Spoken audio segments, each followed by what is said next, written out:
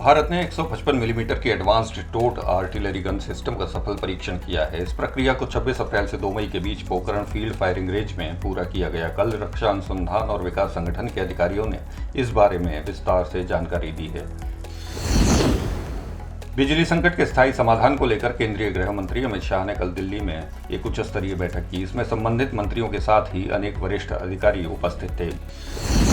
दक्षिणी जम्मू कश्मीर के अनंतनाग जिले में आज सुबह एक मस्जिद के बाहर ईद की नमाज के बाद कुछ मजहबी उन्मादियों ने सेना पर पत्थरबाजी की। इतना ही नहीं, उन उन्मादियों ने आज़ादी के नारे भी लगाए। राजस्थान के जोधपुर में जालौर गेट के इलाके में तनाव बना हुआ है। कल वहां भगवा झंडा उतार कर कुछ मजहबी उन्मादियों द्वारा इस्लामी झंडा लगाने को लेकर शुरू हुए तनाव के बाद उन्मादियों ने पुलिस पर पथराव किया था। हालात काबू करने के लिए सुरक्षा बलों ने लाठीचार्ज किया और आंसू गैस के गोले छोड़े। हालात इतने तनावपूर्ण हो गए हैं कि यहां इंटरनेट सेवाएं भी बंद करनी पड़ी हैं। चुनाव आयोग ने झारखंड के मुख्यमंत्री हेमंत सोरेन को नोटिस भेजकर यह बताने के लिए कहा है कि खुद को खनन पट्टा जारी करने के अपराध में उनके खिलाफ कार्रवाई क्यों नहीं की जानी चाहिए। उल्लेखनीय है कि सोरेन की यह हरकत आरपी अधिनियम की धारा 9A का उल्लंघन करती है। मराड़ में हिंदुओं के नरसंहार को कल 19 साल पूरे हुए। 2 मई 2003 को केरल के मराड़ में 8 निर्दोष हिंदू मछुआरों को पॉपुलर फ्रंट ऑफ इंडिया और इंडियन मुस्लिम लीग के इस्लामिक कट्टरपंथियों और मार्क्सवादी कम्युनिस्ट पार्टी जैसे वामपंथी संगठनों की मिलीभगत से मौत के घाट उतार दिया गया था। हिंदुओं के उस नरसंहार के लिए स्थानीय मस्जिद में पहले से ही तलवार, चाकू, देसी बम छिपाए गए थे।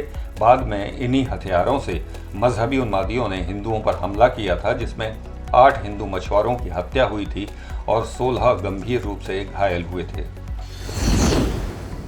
प्रधानमंत्री नरेंद्र मोदी अपने 3 दिन के यूरोप दौरे में आज डेनमार्क पहुंचने वाले हैं। कल बर्लिन में प्रधानमंत्री मोदी ने चांसलर ओलाफ स्कोल्ज से मुलाकात की। दोनों देशों के बीच हरित और सतत ऊर्जा की साझेदारी के साथ ही 9 समझौतों पर हस्ताक्षर हुए हैं। आज प्रधानमंत्री मोदी डेनमार्क में प्रधानमंत्री मेटे फ्रेडरिक्सन के साथ वार्ता करेंगे। दोनों देशों के बीच कई समझौते भी किए जाएंगे। बाद में वो व्यापार गोलमेज सम्मेलन में हिस्सा लेंगे। चीन में फंसे भारतीय प्रोफेशनल्स ने भारत के विदेश मंत्री एस जयशंकर से अपील की है कि उन्हें भारत में अपने परिवारों से मिलाने का रास्ता सुगम बनाएं। वहां नौकरी कर रहे ये भारतीय कोरोना महामारी शुरू होने के बाद से ही भारत नहीं लौट पाए हैं, क्योंकि चीन ने दूसरे देशों में आने जाने को लेकर सख्त पाबंदी लगा रखी है। भारत चीन सीमा पर ड्रैगन अपनी हरकतों से बाज नहीं आ रहा है। ताज़ा समाचार है कि पूर्वी लद्दाख में पेंगोंग त्से लेक पर चीन एक और पुल बनाने में जुटा हुआ है।